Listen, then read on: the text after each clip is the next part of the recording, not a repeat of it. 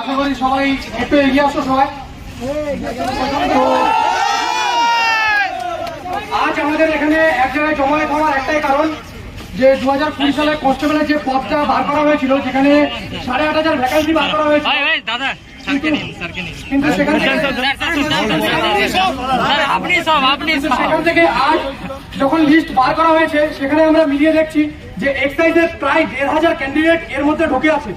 তারা অলরেডি এক্সাইজে চাকরি করছে, তারা কোনোদিনই ঘুরে এই সিটে জয়েন করবে না, সেটা আমরা প্রত্যেকেই জানি, সেটা পিআরবিও জানে, সেটা ভবানী ভবনও জানে, এবং সেটা মাননীয় মুখ্যমন্ত্রী, পুলিশ মন্ত্রী মমতা বন্দ্যোপাধ্যায়ও জানেন।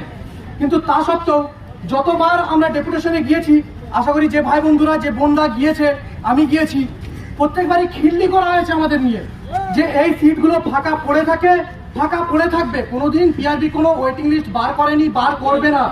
আমি একটাই প্রশ্ন করতে চাই, সিট একটা হোক কি 1,500, ভ্যাকান্সিটা 2020 জন্য বার হয়েছিল, ভ্যাকান্সিটাতে 2020 সালের ক্যান্ডিডেটদের অধিকার, সেই অধিকার কেন নিয়ে ছিনিয়ে নেওয়া হচ্ছে, এই জিনিসটাই আমাদের দাবি। তো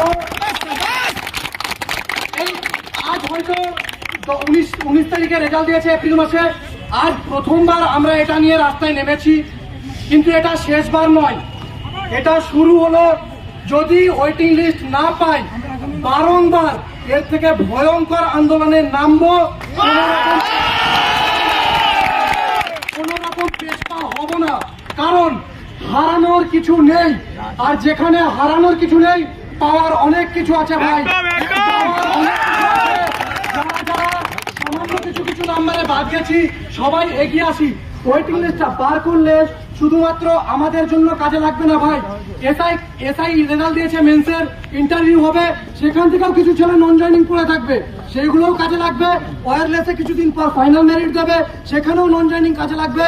এক্সাইজে আজ থেকে 1.5 বছর আগে কনস্টেবলের রিক্রুট হয়েছে, সেখানেও কাজে লাগবে, আমাদেরটা হবেই। এবং আগামী দিনে যে বোনরা 1400 ভ্যাকান্সি নিয়ে ফর্ম ফিল আপ করতে যাচ্ছে, তাদেরও কাজে লাগবে, আগামী যে রিক্রুটমেন্ট গুলো বেরোতে চলেছে তাদেরও কাজে লাগবে। সুতরাং এখানে যারা বাদ গেছে, শুধু তারাই না এগিয়ে এসে, যারা এখনো ফর্ম ফিল আপ করোনি বা অন্যান্য যাই ক্যান্ডিডেটরা আছো, প্রত্যেকে এগিয়ে আসো। সবার কাছে এইটুকুই প্রার্থনা করবো ভাই, সবার কাছে এইটুকুই অনুরোধ করবো। এরপরে আমাদের দাদা কিছু বলতে বলছি, যারা ছড়িয়ে ছিটিয়ে এদিক ওদিক ছাওয়ায় গিয়েছো, তারা কি আন্দোলনে এসছে না ওখানে কিছুজন রোদ্দুরে থাকবে আর বাকিরা ছায়ায় থাকবে? যারা আন্দোলনে এসছো সবাইকে অনুরোধ করবো এখানে এসো।